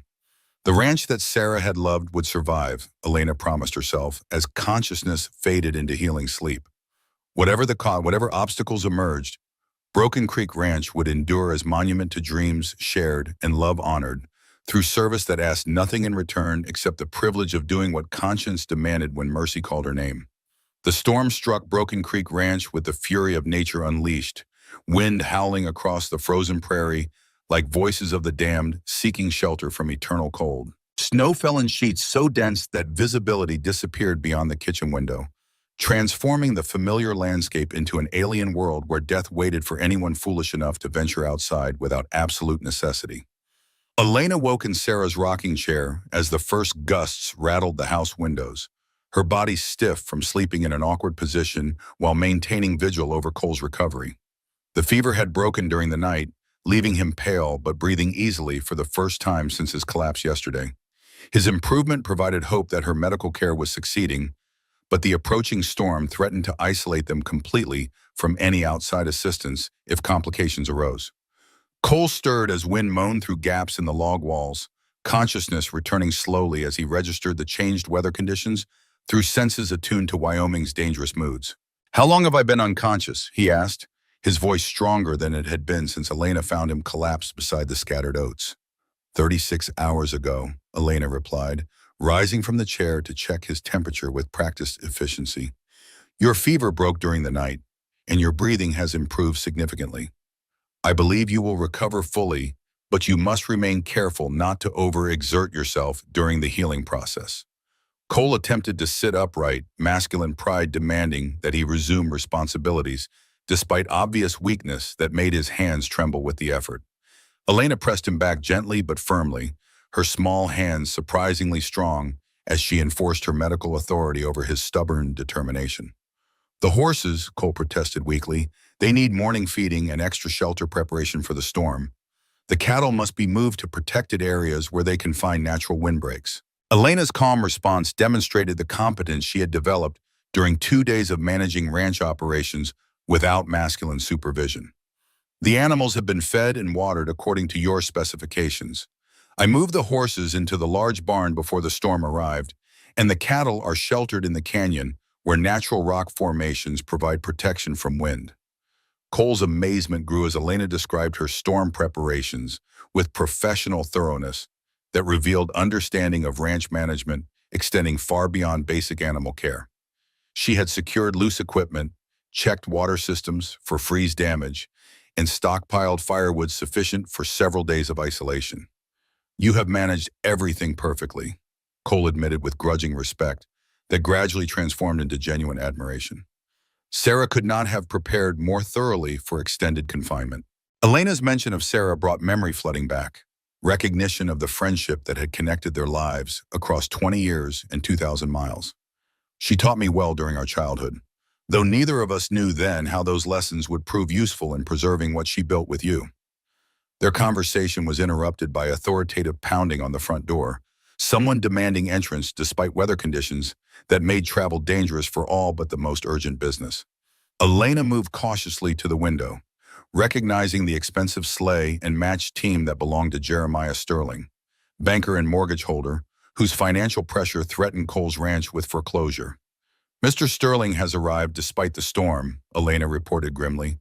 "He is accompanied by Sheriff Martinez and another man I do not recognize. This appears to be official business rather than social visit." As Sterling's sleigh approached, Elena noticed something odd about his behavior. While his companions focused on the house, Sterling's eyes swept across the valley with calculating interest, studying the natural passages through the mountains as if evaluating something far beyond mere ranch property. His gaze lingered on the flattest route through the terrain with the intensity of someone conducting a survey rather than collecting a debt. Cole struggled to achieve sitting position, understanding immediately that Sterling's arrival during dangerous weather suggested legal action that could not wait for more convenient circumstances. "He has come to invoke foreclosure procedures, probably using your presence here as justification for moral clause violations." Elena helped Cole to his feet, supporting his weight while he gathered strength to face whatever challenge Sterling intended to present. "Then we will meet this crisis together, as we have faced everything else during these difficult days." Sterling's entrance brought cold air and colder intentions, his expensive coat and confident manner contrasting sharply with the humble surroundings of Cole's ranch house. Sheriff Martinez followed reluctantly, clearly uncomfortable with proceedings that seemed designed more for harassment than legitimate law enforcement. The third man carried a leather portfolio that suggested legal documentation prepared in advance for whatever action Sterling planned to take. Sterling began without preamble, his voice carrying authority backed by financial power and political connections. I am here to inform you that your mortgage agreement contains specific moral conduct clauses that have been violated through your association with this woman. Effective immediately, I am exercising the bank's right to demand full payment of outstanding debt. Elena stepped forward before Cole could respond, her presence demonstrating the partnership that had developed between them during his recovery. Mr. Sterling, what specific moral violations do you claim? Providing medical care during life-threatening emergency hardly constitutes improper conduct. Sterling's smile carried coldness that matched the storm raging outside, confidence of a man who held all legal advantages in the confrontation ahead. The nature of your relationship with Mr. Morrison is irrelevant to the bank's concerns, Mrs. Martinez. Appearance of impropriety is sufficient to invoke protective clauses designed to safeguard our investment. Sheriff Martinez shifted uncomfortably, his sense of justice clearly conflicted by proceedings that seemed designed to exploit legal technicalities rather than address genuine wrongdoing. Jeremiah, this seems excessive, given the emergency circumstances that brought Mrs. Martinez here initially. Sheriff Martinez, Sterling replied with authority that brooked no contradiction, you are here to enforce legal documents, not to judge their appropriateness. The mortgage agreement is clear and binding regardless of personal opinions about individual circumstances. The third man opened his portfolio and produced documents that he handed to Cole with formal precision, legal papers that represented Sterling's attempt to acquire Broken Creek Ranch through foreclosure, justified by moral conduct violations. Mr. Morrison, you have 72 hours to satisfy outstanding debt of $4,700, including accumulated penalties and interest. Failure to comply will result in immediate seizure of all ranch property and assets. Cole examined the documents with growing anger as he recognized the trap that Sterling had constructed, using Elena's presence to justify foreclosure action that eliminated any possibility of negotiating reasonable payment arrangements. These moral clauses were never intended to apply to emergency medical care provided during life-threatening illness. The interpretation of moral conduct standards rests with the lending institution, Sterling's attorney replied smoothly. Your continued cohabitation with an unmarried woman creates public scandal that damages the bank's reputation and justifies protective action under contract terms. Elena's fury overcame her usual restraint as she grasped the full scope of Sterling's manipulation, coordinated attack designed to destroy both her reputation and Cole's financial survival through legal technicalities that ignored justice and common sense. Mr. Sterling, your accusations are slanderous and your tactics despicable. You are using legal harassment to acquire property that you have no right to claim.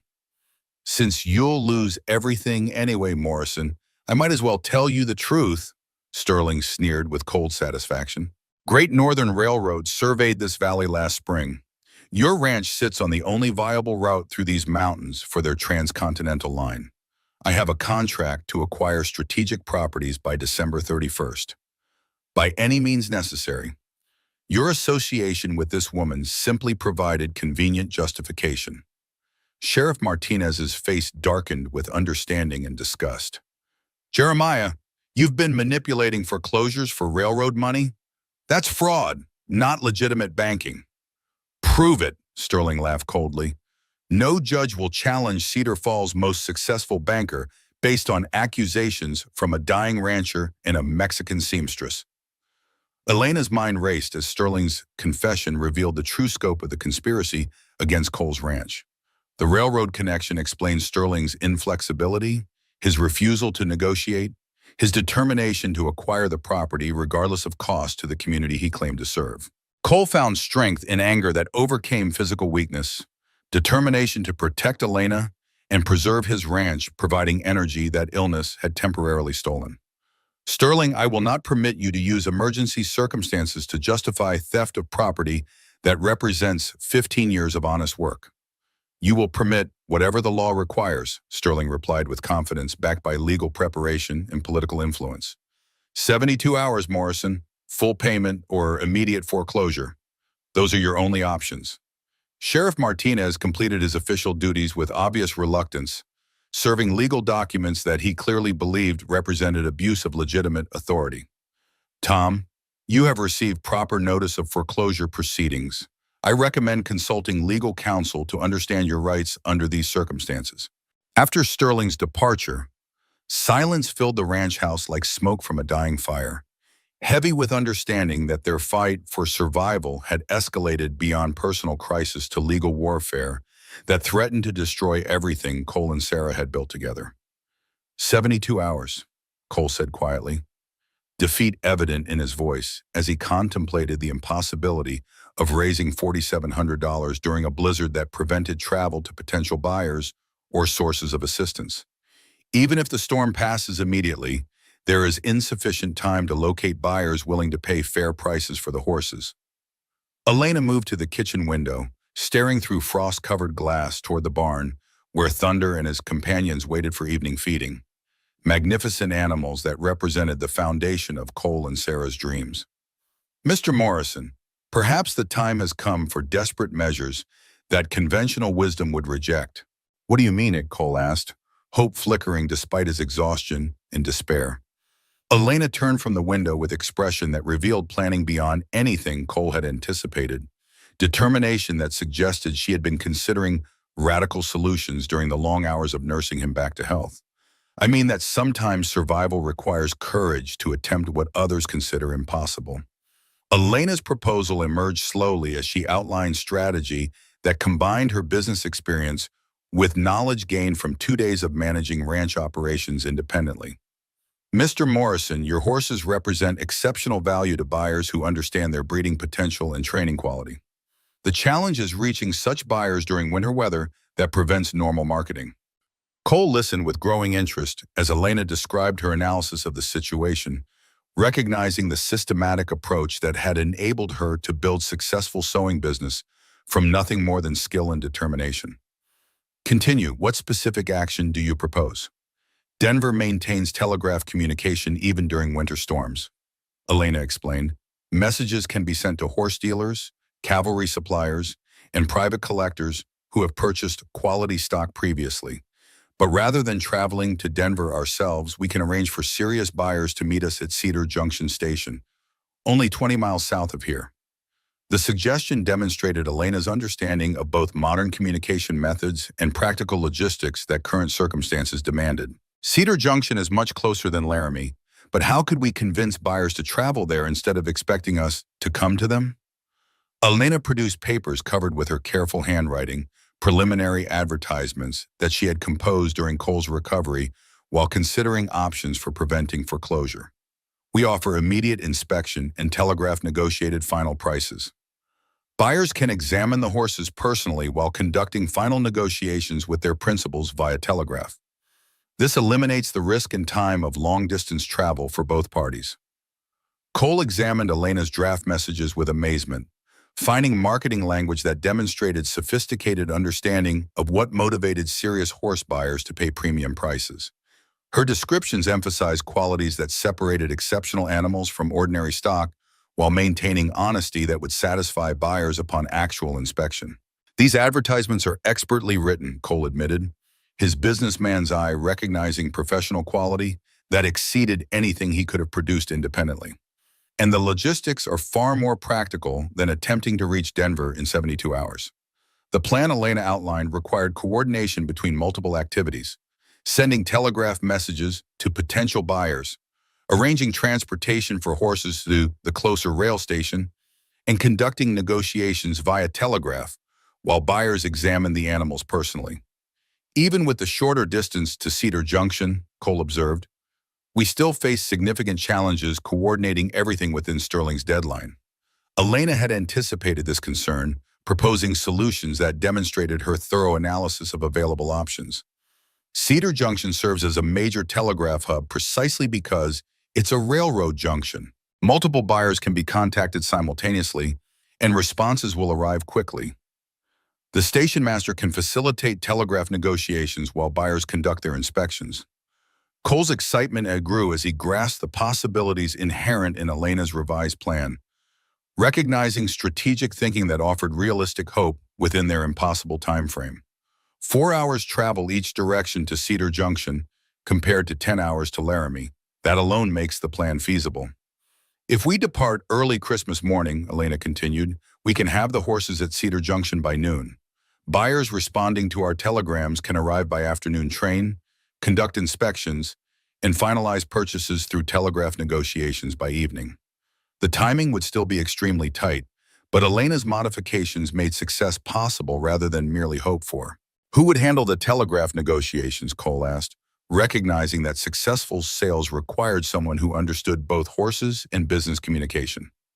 I would manage all communications personally, Elena replied, demonstrating the thoroughness of her planning.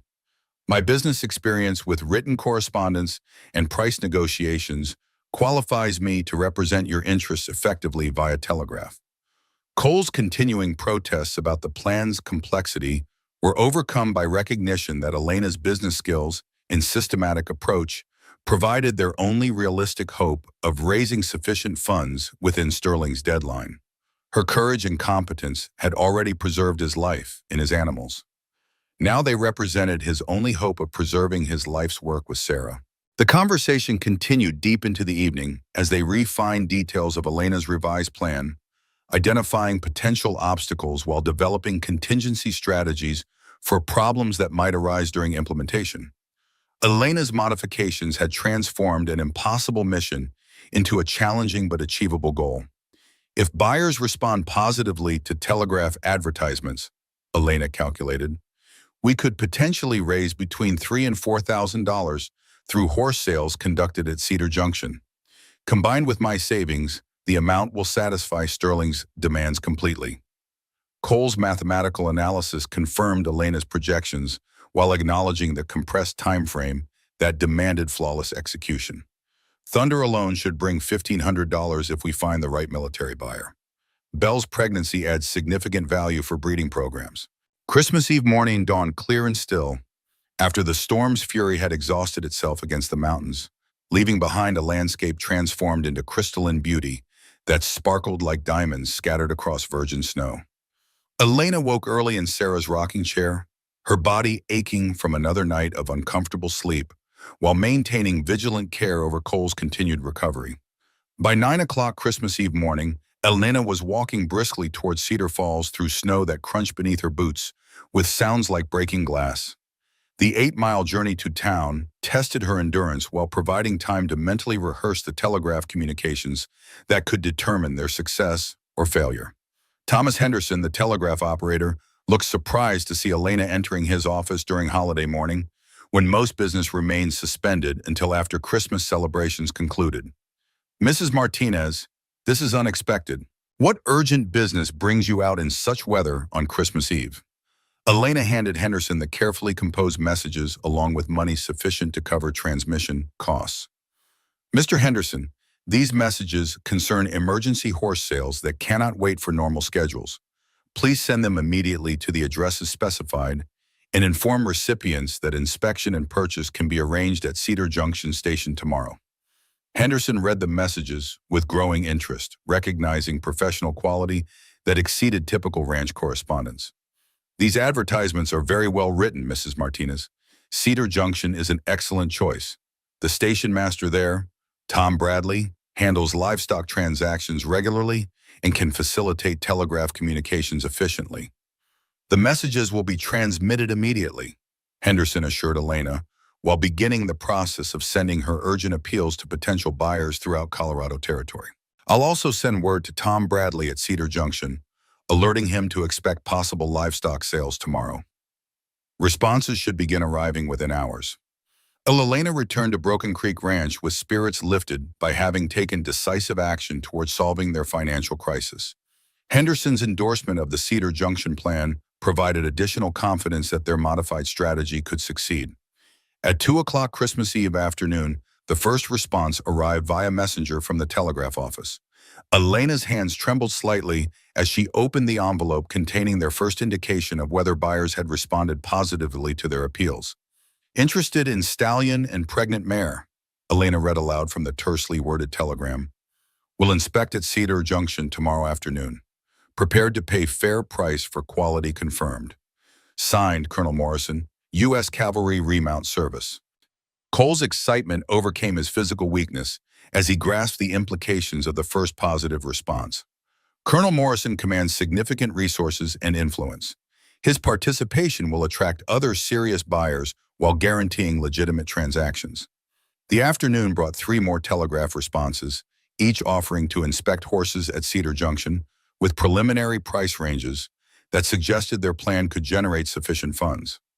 Elena's systematic approach to organizing multiple inspections impressed Cole with its efficiency and attention to detail. By evening of Christmas Eve, their telegraph campaign had generated 4 confirmed buyer appointments for Christmas Day afternoon at Cedar Junction Station. The potential sales totaled $3,400 if negotiations proceeded successfully, sufficient to satisfy Sterling's demands while preserving breeding stock for future operations. Tomorrow, we load Thunder, Bell, Star, and Midnight for transportation to Cedar Junction. Elena summarized their action plan with military precision. 4 hours travel time allows us to arrive by noon, prepare for afternoon inspections, complete telegraph negotiations by evening, and return with payment by December 26th. Christmas morning brought crystalline air so clear that distant mountain peaks appeared close enough to touch. Weather conditions perfect for the crucial journey that would determine whether Elena's revised plan could succeed within Sterling's 72-hour deadline. The wagon train departed Broken Creek Ranch at 8 o'clock Christmas morning, Elena driving the lead wagon while 2 hired hands managed the horse transport. The shorter distance to Cedar Junction made the journey far more manageable than the original plan to reach Laramie. Elena's careful route planning had identified the best roads to Cedar Junction, avoiding steep grades and dangerous curves that could endanger valuable horses during winter travel. The 4-hour journey proceeded smoothly, bringing them to the railroad junction well before their noon target. Cedar Junction Station bustled with holiday travelers and freight operations, but Station Master Tom Bradley had received Henderson's telegraph and prepared facilities for livestock inspection and sales. Mrs. Martinez, I've cleared the south platform for your horses and arranged telegraph access for any negotiations you'll need to conduct. Elena's arrival at Cedar Junction created initial curiosity among railroad personnel and travelers, but her professional manner and obvious competence quickly established her credibility. Thunder's magnificent appearance and Bell's quality bloodlines attracted immediate attention from knowledgeable observers. Colonel Morrison's representative arrived on the afternoon train from Denver, accompanied by 2 other military purchasing agents who had responded to Elena's telegrams.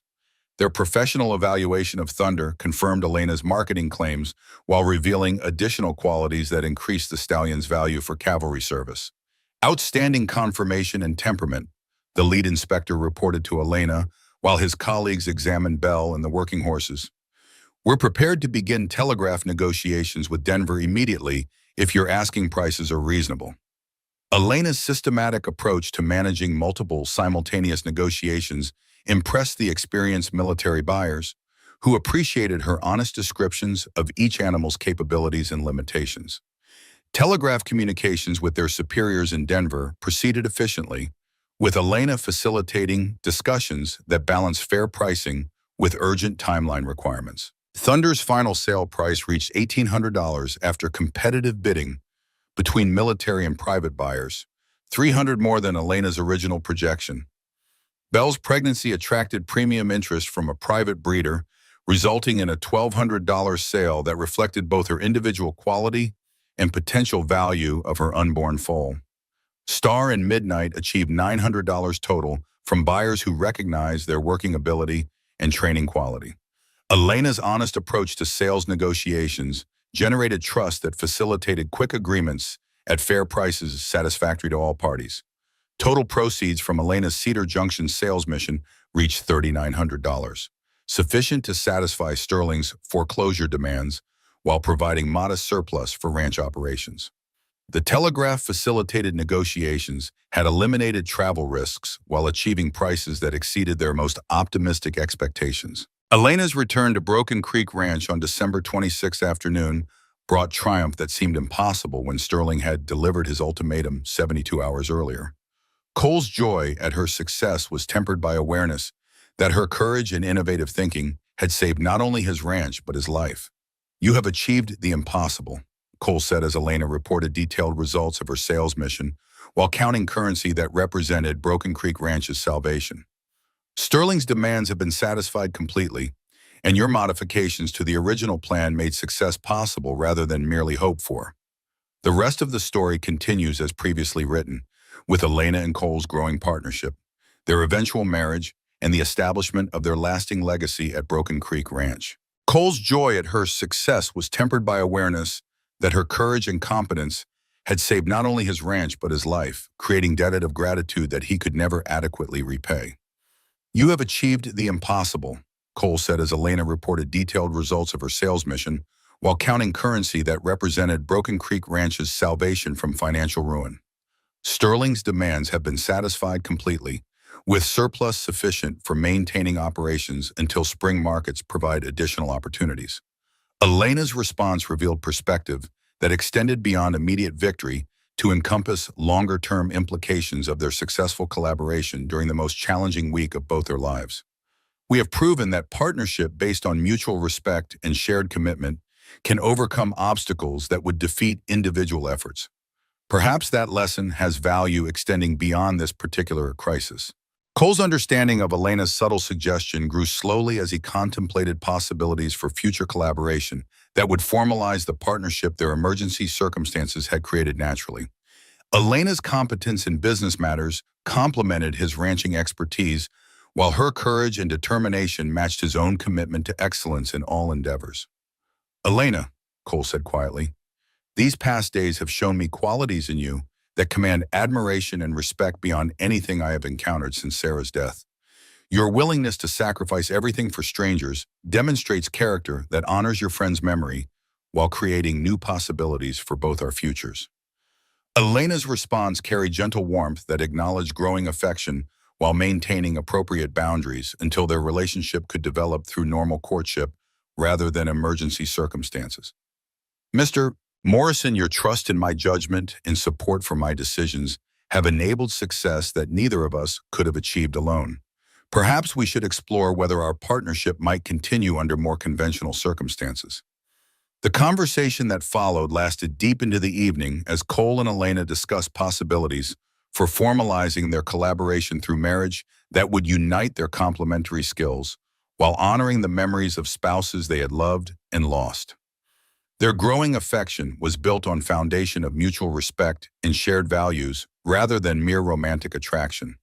6 months later, Elena Martinez became Elena Morrison in a simple ceremony conducted at Broken Creek Ranch by Reverend Matthews, with the entire community attending to celebrate a union that had developed from emergency assistance into genuine partnership based on love, respect, and shared commitment to building something lasting and beautiful. The ranch prospered under their joint management, Elena's business skills, and Cole's ranching expertise, creating success that honored Sarah's memory while establishing new traditions that reflected their combined heritage and values. Their marriage bridged ethnic and cultural differences that had once seemed insurmountable, demonstrating that character and competence mattered more than social prejudice or conventional expectations. Thunder's offspring, sired in the months following the Christmas crisis, carried bloodlines that established Broken Creek Ranch as premier source of quality horses throughout Wyoming Territory and beyond. Elena's marketing expertise opened markets previously inaccessible to individual ranchers while maintaining quality standards that built lasting reputation for excellence. Elena's pregnancy, announced 1 year after their marriage, ensured continuity of the ranch legacy while providing hope for future generations who would inherit both Anglo and Mexican traditions, unified through love and mutual respect. Their child would grow up bilingual and bicultural, prepared to build bridges between communities that had once viewed each other with suspicion and prejudice. The story of Elena's courage during Cole's Christmas crisis became legend throughout Wyoming Territory, inspiring other women to assert their capabilities while encouraging men to recognize feminine strength and intelligence as assets rather than threats to masculine authority. Their partnership demonstrated possibilities for collaboration that honored traditional values while adapting to changing circumstances.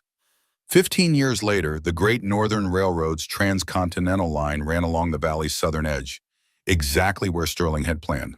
But Broken Creek Ranch thrived on the northern slopes, Elena's business acumen having negotiated profitable right-of-way agreements that funded expansion. Sarah Elena Morrison, now 23, managed the ranch's breeding program with her mother's strategic mind and her father's animal intuition. The twins, Guillaume and some city twins, Miguel and Samuel, had established the territory's most successful horse trading business. In the parlor, Sarah McKenna Morrison's photograph still presided over family gatherings, her brass nameplate now reading, Sarah McKenna Morrison, the friend who brought us together. Elena, now 49, with silver threading her dark hair, sat beside Cole on their porch as evening painted the mountains purple. Their fourth child, Thomas Fletcher Morrison, played with his cousins from Uncle Fletcher's ranch. "Did you know," Cole asked, "when you turned that wagon toward our ranch, that you were saving more than just a dying man and 8 horses?" Elena smiled, watching Thunder's great-great-grandson race across pastures that would remain in Morrison hands forever. "I knew only that mercy calls us to act when others cannot. Sarah taught me that in Santa Fe. You taught me that love grows from shared purpose. Our children will teach their children the same truth." The wind carried no death now, only the sounds of life continuing, love multiplying, and legacies built to endure through courage answered when Christmas mercy called.